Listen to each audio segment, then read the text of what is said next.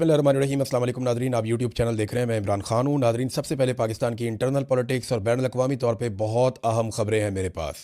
America ने हतमी तैयारी कर दी है एक बड़े हमले की।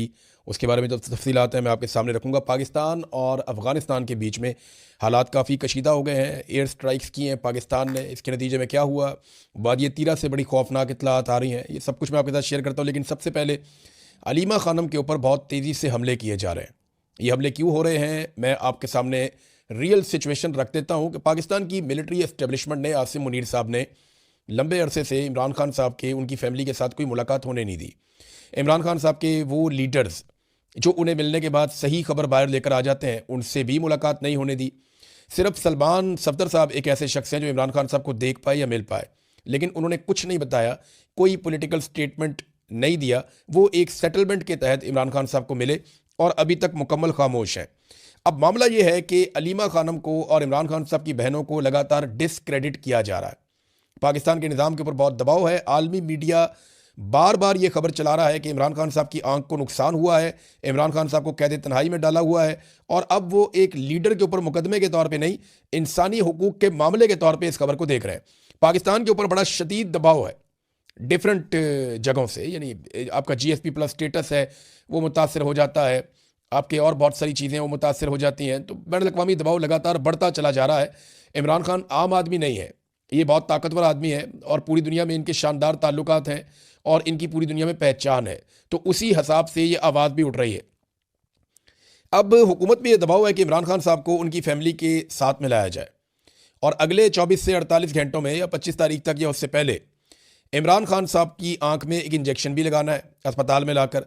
अब अगर इमरान खान साहब इनकार कर देते हैं कि जब तक मेरी फैमिली मौजूद नहीं होगी तब तक मैं ये इंजेक्शन नहीं लगवाऊंगा, तो हर हाल में इमरान खान साहब की फैमिली को लाना पड़ेगा ये इंजेक्शन लगाने के लिए, और वहाँ इमरान खान साहब अपनी फैमिली के साथ सियासी बातचीत भी करेंगे, ये सब जानते हैं। तो इससे पहले कि इमरान खान साहब का कोई पैगाम बाहर आए, देखें इस वक्त पैगाम बाहर कौन ला सकता है? सुहेल आफरीदी को मिलने नहीं दे रहे, पार्टी के वो लोग जिनके ऊपर लोग ट्रस्ट करते हैं उन्हें मिलने नहीं दे रहे, और इमरान खान साहब की बहनों को भी नहीं मिलने दे रहे। तो इमरान खान साहब की बहनें जो पैगाम बाहर लेकर आएंगी वो पैगाम होगा लोगों के लिए एतबार के काबिल। अब इससे पहले कि वो पैगाम कोई बाहर लेकर आए, चाहे वो पैगाम अभी इंजेक्शन लगने के मौके पे आ जाए या इसके बाद किसी और मौके पर आ जाए, आगे ईद का टाइम आ रहा है, रमज़ान का महीना है, हर हाल में इमरान खान साहब की मुलाकात तो करवानी पड़ेगी। ये तो मुमकिन नहीं है कि आप ईद वाले दिन भी इमरान खान साहब की उनकी फैमिली से मुलाकात ना करवाएं, उनके बच्चों के साथ बातचीत ना करवाएं। तो आलमी दबाव बढ़ रहा है। ऐसे में इमरान खान साहब की बहनों को डिसक्रेडिट करने का सिलसिला शुरू हो चुका है। यानी उनको मुतनादे बनाया जा रहा है कि अगर इनके जरिए से कोई बयान बाहर आए भी तो इमरान खान की बहनों को इतना ज़्यादा मुतनादे कर दिया जाए कि उस बयान की अहमियत कम कर दी जाए या उसके हवाले से शकूक व शुबहात पैदा कर दिए जाए। देखें ना, कोई कॉलम लिखता है और वो ये कहता है कि ये तो विरासत की लड़ाई है। हालांकि इमरान खान साहब हुकूमत में भी रहे हैं, उन्होंने अपनी फैमिली में कभी किसी को कोई ओहदा नहीं दिया। हफीजुल्लाह नियाज़ी साहब से इमरान खान साहब की लड़ाई ये है। एक और नियाज़ी साहब थे, वो इमरान खान साहब को इनामुल्लाह खान नियाज़ी, वो क्यों छोड़ गए, उनके साथ भी लड़ाई ये थी। तो इमरान खान साहब अपनी फैमिली के अंदर ऐसे ओब्लाइज नहीं करते नॉर्मली, और इसकी वजह से उनकी मुखालफत भी फैमिली में पैदा हो जाती है। तो विरासत का मामला तो भूल ही जाए। लेकिन अब कुछ कॉलम निगारों से लिखाया जा रहा है कि जनाब ये तो विरासत की ख्वाहिश है। कोई जो है वो उठ के टाउट ये कह देता है कि जनाब अलीमा खानम जो है वो चेयरपर्सन बनना चाहती हैं पार्टी की, और उन्होंने इस ख्वाहिश का इजहार भी किया। कोई कहता है जी कि ये बाहर नहीं लाना चाहते इमरान खान साहब को उनकी फैमिली, और ये चाहते हैं कि इमरान खान साहब जेल के अंदर ही रहें, जैसा कि ख्वाजा आसिफ और दीगर टाउट्स। अच्छा, कोई कीड़े निकालता है, कोई ताने देता है, तो ये सारे कुछ ना कुछ ऐसा कर रहे हैं। गड्डापुर हो गया, शेर अफजल मरवत हो गया, मिशाल यूसुफजई हो गई। अब ये तो उनकी अपनी पार्टी के अंदर से उनके ऊपर हमलावर हैं, बाहर से भी बहुत सारे लोग हमलावर हैं इमरान खान साहब की बहनों के ऊपर। तो ये सब कुछ इसलिए किया जा रहा है कि इमरान खान साहब के हवाले से ये लोग जो भी कोशिश करें वो कोशिश मुतनाज़ हो जाए, और अगर कभी इनको मौका मिले इमरान खान साहब को कोई पैगाम बाहर लाने का, तो उससे पहले इनकी शख्सियत को इतना मुतनाज़ कर दिया जाए कि उस पैगाम के ऊपर लोगों का भरोसा ना हो। तो ये है जनाब सारा खेल जो अलीमा खानम के साथ और बाकी बहनों के साथ खेला जा रहा है। लेकिन सोशल मीडिया इसको काउंटर कर रहा है, और जो लोग ये खेल खेल रहे हैं वो अभी तक कामयाब तो नहीं हुए, लेकिन एक कंट्रोवर्सी उन्होंने क्रिएट कर दी और पाकिस्तान का मीडिया लगातार इसको हवा दे रहा है। यानी रोज़ाना की बुनियाद पे अली अमीन गंडापुर को, शेर अफजल मरवत को और बाकी लोगों को जो इस बयानिए को उठाते हैं उन्हें टॉक शोज़ के अंदर बिठाकर ये बयानियाँ इसकी प्रोजेक्शन की जा रही है। नाज़रीन, दूसरी जो बड़ी खबर है जो मैं आपको देना चाह रहा था वो ये है कि पाकिस्तान की वजारत इत्तलाआत ने यह बताया कि पाकिस्तान ने अफगानिस्तान में 7 एयर स्ट्राइक्स की हैं, यानी 7 मकामात को निशाना बनाया। ये 3 इलाके हैं जहाँ पे 7 मकामात को निशाना बनाया गया है और पाकिस्तानी हुकूमत के मुताबिक इनमें दहशतगर्दों के ठिकानों को निशाना बनाया गया और दहशतगर्दों को मारा गया है। अब सवाल एक और पैदा होता है, वो मैं बाद में करता हूँ, लेकिन अफगान हुकूमत का इसके ऊपर मौक़िफ़ है। पाकिस्तानी हुकूमत का मौक़िफ़ यह है कि ये रद्द अमल है जो दहशतगर्दी पाकिस्तान के अंदर हो रही है। बल्कि अभी जो हालिया दहशतगर्दी हुई उसमें एक लेफ्टिनेंट कर्नल समेत 3 लोग शहीद हो गए और जवाबी कार्रवाई में कुछ दहशतगर्द भी मारे गए। लेफ्टिनेंट कर्नल हैं शहजादा गुल फराज, ये एक दहशतगर्दी के वाक़े में शहीद हुए। सिपाही उनके साथ करामत शाह, वो भी जाम शहादत नोश कर गए। तो ये बड़ा अफसोसनाक एक वाक़या हुआ। उसके बाद एक रद्द अमल आता है और इससे पहले भी ऐसे ही ऑफिसर्स की और जवानों की शहादतें हो रही थी। तो पाकिस्तानी गवर्नमेंट ये कहती है हमने रद्द अमल दिया है और वहाँ पे दहशतगर्दों के ठिकानों को निशाना बनाया है और उन्हें मारा है। जबकि अफगानिस्तान की हुकूमत का मौक़िफ़ आया कि पाकिस्तान की जो स्ट्राइक्स हैं उनमें बड़े पैमाने पर सिविलियंस की जानें गई हैं, जिनमें औरतें और बच्चे भी शामिल हैं। ज़बीउल्लाह मुजाहिद जो तर्जुमान है अफगान हुकूमत के, वो ये कहते हैं कि नंगरहार और पक्तिया में बमबारी हुई है, दर्जनों अफराद शहीद और ज़ख्मी हुए हैं, वो ये कहते हैं। और उन्होंने इल्ज़ाम लगाया कि पाकिस्तानी जर्नैल अपने मुल्क की सिक्योरिटी कमज़ोरियों का अजाला इस तरह के जराइम के ज़रिए कर रहे हैं कि हमला किया जा रहा है सिविलियंस के ऊपर। अच्छा, एक सवाल और पैदा होता है जो मैं करना चाहता हूँ। देखिए, ये तो दोनों वजारत इत्तलात हैं। अब पाकिस्तानी वजारत इत्तलात ये कह रही है कि हमने वहाँ पे दहशतगर्दों को मारा है, अफगान वजारत इत्तलात ये कह रही है कि नहीं, सिविलियंस उसके अंदर निशाना बने हैं। बड़ा सवाल यह है कि पाकिस्तान के अंदर जो नुकसान होता है वो सिविलियंस का और सिक्योरिटी फोर्सेस का होता है। और पाकिस्तान की जो सिक्योरिटी फोर्सेस हैं वो हर वाक़े के बाद और पाकिस्तान की हुकूमत बराह रास्त इल्ज़ाम भारत के ऊपर लगाते हैं। तो पाकिस्तान भारत के ऊपर इस किस्म का कोई हमला करके उनको जवाबी कार्रवाई क्यों नहीं करता? देखिए ना, भारत अगर ये हमले करवा रहा है, वो इसके पीछे मास्टरमाइंड है, तो भारत को भी जवाब देना चाहिए। लेकिन पाकिस्तान जो है वो अफगानिस्तान को जवाब देता है, उनके पास एयरफोर्स नहीं है। लेकिन भारत को पाकिस्तान जवाब नहीं दे रहा। पाकिस्तान को भारत को भी फिर जवाब देना चाहिए। अगर भारत की अटैक पाकिस्तान के ऊपर कर रहा है, उसूलन तो यही होना चाहिए। भारत की एयरफोर्स के तैयारे भी हमने गिराए थे कुछ अर्सा पहले, मैं ये भी आपको बता दूं। अब भारत में कुछ भी हो जाए ना, तो वो बगैर सबूत के पाकिस्तान के ऊपर चढ़ दौड़ता है और पाकिस्तान के अंदर आके स्ट्राइक कर जाता है। जब कुछ भी हो जाता है भारत के अंदर, वो सबूत कोई नहीं दिखाते। पाकिस्तान कहता रहता है सबूत दिखाएं, कोई चीज़ है तो सामने लेकर आए, लेकिन भारत हमला कर देता है हमेशा पाकिस्तान के ऊपर। और पाकिस्तान जो है वो रिस्ट्रेंट का मुजाहरा करता है और कभी भी भारत को जवाबी कार्रवाई नहीं करता जब पाकिस्तान के अंदर भारत दहशतगर्दी करवाता है, बकौल पाकिस्तानी गवर्नमेंट के लगातार ये सारे वाक़यात भारत करवा रहा है। अब नाज़रीन आ जाए कि अमेरिका क्या कर रहा है रीजन में।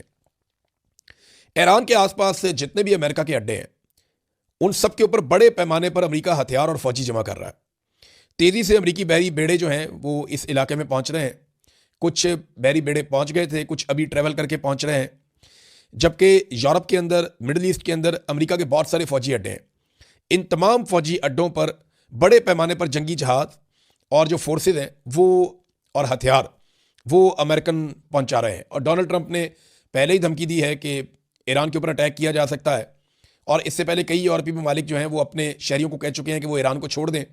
तो ऐसा लगता है कि अगर ईरान और अमेरिका के बीच में कोई डील नहीं होती और कोई नतीजा नहीं निकलता, तो ईरान के ऊपर अमेरिका दबाव बढ़ाने के लिए एक बड़ी स्ट्राइक कर सकता है। और अगर अमेरिका को किसी मौके पे ये महसूस हुआ कि ईरान में रजीम चेंज हो सकता है, तो वो हर सूरत रजीम चेंज करवाएगा। इस वक्त जो ईरान की सियासी क़यादत है और जो मजहबी क़यादत है वो बहुत ख़तरे में है, क्योंकि इसराइल पहले एक प्रोजेक्ट के ज़रिए से बहुत सारे लोगों को वहाँ पर शहीद कर चुका है और अमेरिका और इसराइल मिलकर ये कार्रवाई करेंगे। ये बैनुल अक़वामी अखबारात के अंदर चीज़ें छप रही हैं और इसमें एक बहुत बड़ा इंटेलिजेंस का नेटवर्क है इसराइल का, जो ईरान के अंदर काम करता है और उसकी मदद अमेरिका को हासिल रहेगी। अब ये साफ दिखाई दे रहा है कि अगर ईरान अमेरिका की बात नहीं मानता और किसी ऐसे नतीजे पर नहीं पहुंचता जिससे डोनाल्ड ट्रंप मुतमईन हो जाए, तो एक हमला तो अमेरिका ईरान के ऊपर करने वाला है। दूसरी जानिब अचानक से ईरान के अंदर फिर से मुजाहरे शुरू हो गए और ये हुकूमत मुखालिफ मुजाहरे हैं। अगर ये दोनों चीज़ें एक साथ होती हैं तो अमेरिका कोशिश करेगा कि अफगानिस्तान के अंदर रजीम तब्दील किया जाए। ये कोशिश अमेरिका पहली मरतबा नहीं करेगा, इससे पहले भी ये कोशिश की जा चुकी है लेकिन कामयाबी नहीं हुई। अब देखते हैं कि इस मरतबा क्या होता है। जबकि ईरान ने कहा कि हम कोशिश करेंगे कि जंग ना हो, लेकिन अगर लड़ाई हो जाती है तो फिर हम हर हद तक जाएंगे और जितने भी यहाँ पे आसपास अड्डे हैं जहाँ पे अमेरिका के असासे हैं, हम उनके ऊपर हमला करेंगे। तो पाकिस्तान के साथ भी अमेरिका के बेहतरीन ताल्लुकात की एक वजह यह है कि पाकिस्तान का बॉर्डर बिल्कुल ईरान के साथ लगता है और अफगानिस्तान के भी साथ लगता है। तो ये एक इंपॉर्टेंस पाकिस्तान की बन जाती है, ख़ासतौर पे बलूचिस्तान की। और अमेरिका समझता है कि यहाँ पे स्ट्रेटेजिकली पाकिस्तान कितना इंपॉर्टेंट है। अब नाजरीन आप इस बात पे आ जाए कि वादिया तीरा के अंदर एक इंसिडेंट हुआ। कुछ जगहों पे रिपोर्ट हुआ कि ये मॉर्टर गोला मारा गया, जिसके नतीजे में एक मुसाफिर गाड़ी में 2 बच्चों समेत 5 लोग शहीद हो गए।